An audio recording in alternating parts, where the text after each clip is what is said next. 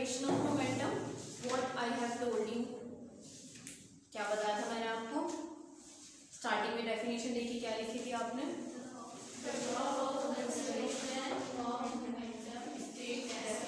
states that the total momentum of a system of particles influencing each other तो आपको तो समझ में आया था ये क्या है? नहीं समझ में आया था, तो आपको कंसीडर क्या करना है? आइसोलेटेड सिस्टम मैंने आपको बताया है।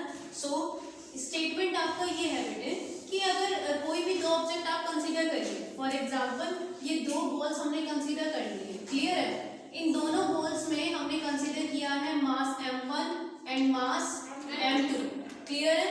And initial velocity are u1 and u2। इसको समझाने के लिए कि पहले लिखा है u1 and u2 are the initial velocities. तो ये जो कंडीशन है आपकी, ये बिफोर कॉलिजन है, that means both the balls are moving in the same direction, दोनों बॉल्स सेम डायरेक्शन में मूव कर रही हैं, एक के पीछे एक, समझ में आ रही है? और मास दोनों का अलग है, वेलोसिटी दोनों की अलग है, लेकिन डायरेक्शन दोनों बॉल्स की सेम है। फिर क्या होता है?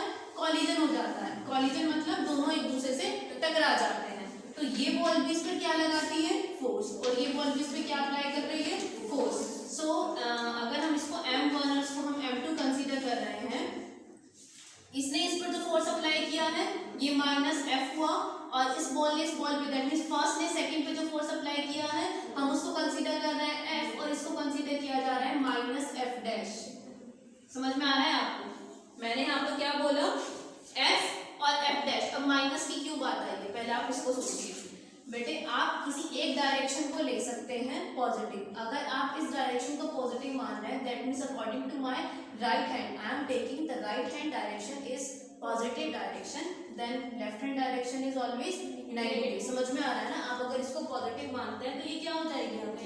नेगेटिव, क्योंकि आप एक ही डायरेक्शन में तो बात कर सकते हैं ना। डायरेक्शन दोनों की क्या हो गई? अपोजिट, और अपोजिट का मतलब क्या है? मैग्नीट्यूड तो दोनों ने सेम लगाया है, मैग्नीट्यूड दोनों ने सेम लगाया है, ऐसा नहीं है कि गलत लगाया है या फिर मतलब अनइक्वल है। अगर इसने 5 न्यूटन का लगाया तो इसका भी 5 न्यूटन है, बट ये +5 न्यूटन है, ये -5 न्यूटन है। क्लियर है? समझ में आ रही है बात? नेगेटिव का मतलब क्या है? डायरेक्शन अपोजिट है, that's why I am using this sign. Magnitude दोनों का सेम है, ठीक है? समझ में आ रही है बात? ओके। अब आप ये देखिए कि कॉलिजन के बाद फर्दर मूव करती हैं दोनों बॉल्स, और अलग अलग वेलोसिटी से करेंगी। आप खुद सोचिए, अगर आप लोगों में से भी किन्हीं दो स्टूडेंट की टकराव हो जाता है या कॉलिजन होता है, तो पहले आप अलग बहुत तेज तेज आ रहे थे, आप लोग एकदम से टकरा गए, तो फिर क्या हुआ? आपकी जो स्पीड है वो बदलेगी कि नहीं बदलेगी? ऐसा तो नहीं है ना कि आप पहले वाली वेलोसिटी से ही मूव करेंगे, पहली स्पीड से ही मूव करने लगेंगे। वैसे हम यहाँ वेलोसिटी वर्ड यूज कर रहे हैं तो स्पीड में यूज नहीं करूँगी, क्योंकि मोमेंटम में वेलोसिटी ही हम लोग यूज करते हैं, ठीक है? तो आप डिफरेंट वेलोसिटी से मूव करेंगे, यानी सिमिलरली बॉल्स भी क्या करेंगी? डिफरेंट वेलोसिटी से मूव करने लगेंगी। दैट मीन्स अब जो बॉल्स की वेलोसिटी हो जाएगी, चलेगी दोनों अब भी ऐसे ही, मोशन तो अब दोनों में आएगा ही। देखा तुमने? तुम क्या प्रैक्टिकली सोच नहीं पा रहे ये बात कि कोई भी दो बॉल्स सडनली मतलब एक्चुअली तरीके से सडनली वो स्ट्राइक कर गई, स्ट्राइक करने के बाद वो अलग अलग वेलोसिटी से अलग अलग डायरेक्शन में मूव करने लगी, या वो रुक ही जाएगी कॉलिजन के बाद? रुकती नहीं है, वो मूव कर जाती है, ठीक है? हमने सपोज किया इसकी वेलोसिटी क्या हो जाएगी? v2, और इसकी वेलोसिटी क्या हो गई है? v1। मास तो देखो वही रहता है, या मास कम हो जाएगा कि बॉल टकराने से कुछ टूट गई, कुछ फूट गई, या कुछ मास कम हो गया? नहीं ना। So it is m1, again it is m2। Mass will be same but velocities will be different. समझ में आया?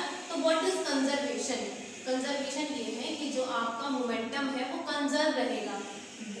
कॉलिजन से पहले जो मोमेंटम था, कॉलिजन के बाद भी वही मोमेंटम होना चाहिए। This is the law of conservation of momentum. अब यहाँ पे फर्स्ट केस में मोमेंटम कैसे निकालेंगे? फर्स्ट बॉल के लिए आप बात बताइए। इनिशियल मोमेंटम, या इनिशियल मोमेंटम ही लिखिए, इनिशियल के लिए आई एन वर्ड यूज कर रहे हैं। इनिशियल मोमेंटम, मोमेंटम भी कंप्लीट नहीं, initial momentum p1 is equal to, इसके लिए, इस बॉल के लिए m1 इंटू v1। बेटे u लिखा हुआ है, ये इनिशियल तो u था ना, m1 u1। क्लियर है? Okay. Final moment, sorry, initial momentum p2, second ball के लिए m2 u2 क्लियर है। तो कॉलिजन से पहले टोटल मोमेंटम कितना हुआ, टोटल मोमेंटम बिफोर कॉलिजन क्या हो गया आपका, is equal to p1 plus p2। ये हुआ टोटल मोमेंटम है, नहीं हुआ, ये हुआ बिफोर कॉलिजन। फिर आफ्टर कॉलिजन अगर आपसे कहें final momentum p1 dash, final momentum का आफ्टर कॉलिजन। ठीक है, शॉर्ट लिखना है, समझ जाइएगा सभी, आप कंप्लीट लिखेंगे। इसको मैंने क्या लिखा है, आफ्टर कॉलिजन। तो आप कैसे लिखेंगे, थियोरेटिकल मैनर में जितना मुझे लिखवाना था मैंने आपको बता दिया। उसके बाद आपको ऐसे ही स्टार्ट करना है। First of all you have to draw this diagram, then ये पॉइंट्स आपको मेंशन करने हैं, बस मैं शॉर्ट में लिखिएगा, कंप्लीट लिखिएगा। Initial momentum initial momentum p2, initial momentum p1, total momentum before collision this, final momentum p1 dash after collision final momentum p1 dash is equals to क्या वेलोसिटी हो गई, v1 m1 v1 p2 dash m2 v2। So according to this क्या होना चाहिए, statement is p1 plus p2 is equals to p1 dash plus p2 dash। You have to prove this statement. This is the statement of this। अगर आपसे पूछा जाए what is the statement of this, तो आपको ये बताना है इतना, ठीक है, कि कॉलिजन से पहले जो स्टेटमेंट, कॉलिजन से पहले जो आपका मोमेंटम था, कॉलिजन के बाद भी आपका वही मोमेंटम आएगा। क्यों आएगा, ये लॉ है, क्योंकि कंजर्व रहता है मोमेंटम, और आपको ये स्टेटमेंट प्रूफ करके दिखाना है। कैसे प्रूफ करेंगे, कंजर्व का मतलब समझते हो आप, कंजर्व होता क्या है, कंजर्व मतलब जो वैल्यूज पहले आई थी, मतलब p1 प्लस p2 को फॉर एग्जांपल आप सपोज करिए p1 प्लस p2 ऐड करके आपका 10 आ रहा है, तो p1 dash plus p2 dash में क्या आना चाहिए, 10 ही आना चाहिए। कैसे आएगा 10, मतलब आप ये सोचेंगे मास तो चेंज नहीं हो रहा, लेकिन u1 u2 में से फॉर एग्जांपल कंसीडर कर लीजिए u1 की वैल्यू ज्यादा थी, u2 कम थी, तो कॉलिजन के बाद ऐसा हो सकता है कि v1 की वैल्यू ज्यादा हो जाए और v2 की वैल्यू कम हो जाए, लेकिन वैल्यू क्या रहेगी, कंजर्व सेम आएगी, मतलब प्रोडक्ट दोनों का वो ही आएगा। इट इज क्लियर नाउ, ठीक है। अब इसको प्रूफ कैसे करेंगे, आप इसको प्रूफ करेंगे with the help of the Newton's third law और द सेकंड लॉ और थर्ड लॉ की हेल्प से आप इसे प्रूफ करेंगे। तो what is the second law, कि force is directly proportional to the rate of change of momentum. याद है आप लोगों को, F is directly proportional to del P over d, del P over t, याद है या नहीं है, कि फोर्स डायरेक्टली प्रोपोर्शनल होता है change in momentum over time taken के। तो आप इसको प्रूफ कैसे करेंगे, फिलहाल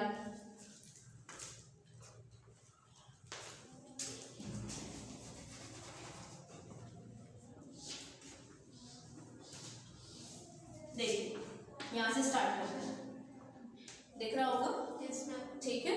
तो स्टार्ट करने के लिए हम क्या करते हैं, अप्लाई न्यूटन्स, आप यहाँ पर क्या लिखेंगे, डेरिवेशन, क्या लिखेंगे आप यहाँ पर, डेरिवेशन या प्रूफ डाल सकते हैं, अप्लाई, और ये मैंने शॉर्ट लिखा है, apply Newton's second law, that is force is directly proportional to change in momentum over time taken. ठीक है, तो फोर्स कैसे लिखते हैं, चलिए अब मैं आपको बताती हूँ। फर्स्ट बॉल ने सेकंड बॉल पे फोर्स लगाया, तो इसको कैसे लिखेंगे, फर्स्ट बॉल ने सेकंड बॉल पे फोर्स लगाया, किसने और किस पर लगाया, फर्स्ट ने लगाया किस पर, सेकंड पर, F12 directly proportional to change in momentum. तो जब फर्स्ट बॉल ने सेकंड बॉल पे लगाया तो मोमेंटम में चेंज किसकी आया होगा, सेकंड बॉल की, फर्स्ट बॉल पे, सेकंड बॉल में आया होगा ना चेंज, ठीक है।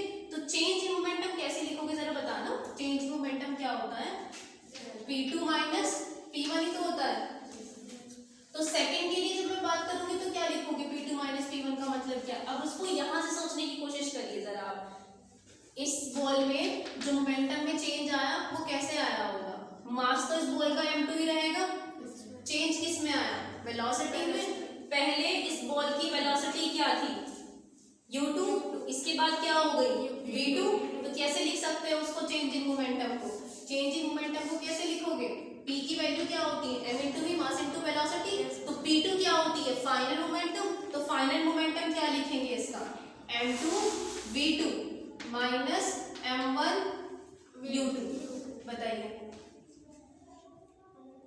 नहीं एक बात समझ में? सेकंड बॉल के लिए बात कर रहे हैं। फर्स्ट बॉल ने सेकंड बॉल पे क्या लगाया है, फोर्स लगाया है। फोर्स लगाने से उसकी वेलोसिटी क्या हो गई है, चेंज हो गई है। पहले वेलोसिटी क्या थी, u2, बाद में वेलोसिटी क्या हो गई, v2, मास क्या रहा, m2। तो ये बताइए कि ये गलत लिखा गया है। समझ में आई बात या भी नहीं आई? आपने मोमेंटम जब चेंज कर दिया तो पहले मोमेंटम क्या था बॉल का, सिर्फ इस बॉल का मोमेंटम बताइए। पहले m2 u2 था, फोर्स लगाने के बाद क्या हो गया इसका मोमेंटम, m2 v2। तो फाइनल में से इनिशियली तो माइनस करते हैं, m2 v2 minus m2 u2 upon में क्या लिखेंगे, t। ठीक है, तो आपको क्या लिखना चाहिए यहाँ पर, f12 is equals to m2 v2 minus m2 u2 upon t। समझ में आ गया? ठीक है, इसके बाद कुछ कह रहे थे आप? ठीक है, अप्लाई न्यूटन सेकंड लॉ। आपने सिर्फ किसके बारे में बोला कि फर्स्ट बॉल सेकंड बॉल पे एक्सर्ट कर रही है, सेकंड भी तो फर्स्ट पे एक्सर्ट कर रही है। उसके लिए इक्वेशन क्या बनेगी बेटे, F21 इज इक्वल टू, बताइए क्या हो सकता है यहाँ पर, क्या लिखें, m1 नहीं u1 तो हो नहीं सकता ना बेटे, u तो इनिशियल वेलोसिटी है। m1 v1 बताइए, समझ में आ रही है बात? ये से ये हो गया, that means this velocity changes in this velocity, ये वेलोसिटी इस वेलोसिटी में बदल गई फोर्स लगने से। मतलब इसने इस पे फोर्स लगाया तो इसकी जो वेलोसिटी थी u1 थी और अब क्या बन गई, v1। अरे v1 v2 कहाँ बन गई बेटे, फर्स्ट बॉल की तो बात कर रही हूँ। सेकंड ने फर्स्ट पे फोर्स लगाया तो फर्स्ट पे फोर्स लगाने से उसी की वेलोसिटी बदल गई। तो वेलोसिटी बदल गई कितनी, u1 से v1 बदल गई। ठीक है, कल इसको एक बार और डिस्कस करेंगे, कोई प्रॉब्लम नहीं है, लास्ट टॉपिक है क्योंकि m1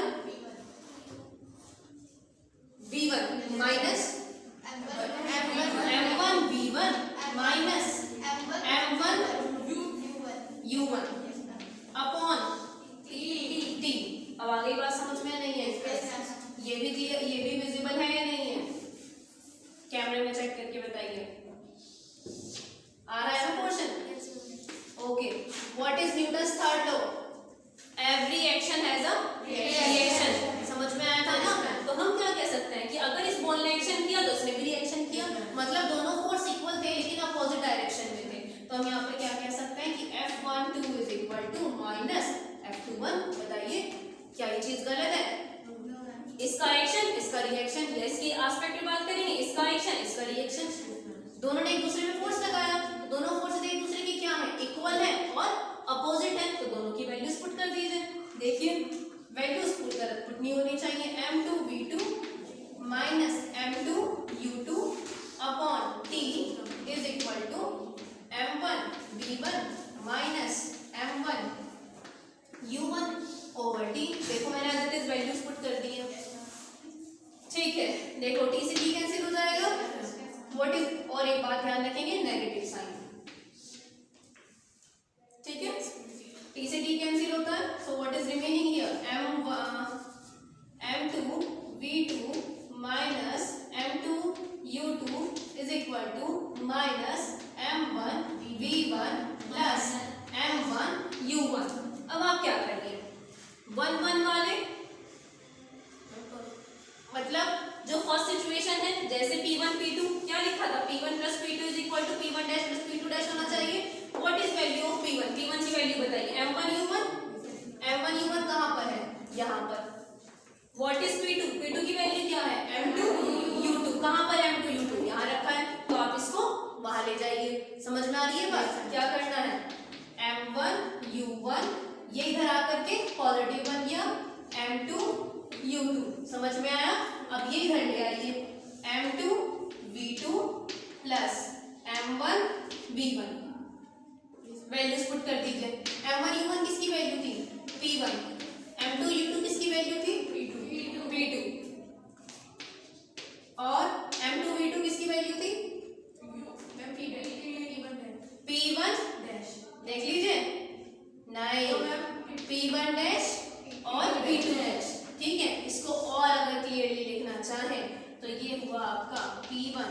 plus P2 is equals to P1 dash plus P2 dash. It is the law of conservation. ठीक है, अभी एज इट इज लिखा हुआ है आपके सामने. आप इस वीडियो को 2 बार देखें, 3 बार देखें, 4 बार देखें, इट्स अप टू यू. फिर भी आपको समझ में ना आए तो जब आप कल इसको रिटन सेक्शन में कर लेंगे तब आप उससे पूछ सकते हैं. ठीक है, this is the last chapter, sorry this is the last topic of this chapter. अब इसके बाद इसकी एक एप्लीकेशन करानी है कि ये कहाँ एप्लीकेबल है, ये जो रूल है वो कहाँ एप्लीकेबल है. ठीक है, आपको एज इट इज नोट करना है इसको, कोई प्रॉब्लम नहीं है. ठीक है, थैंक यू वेरी मच.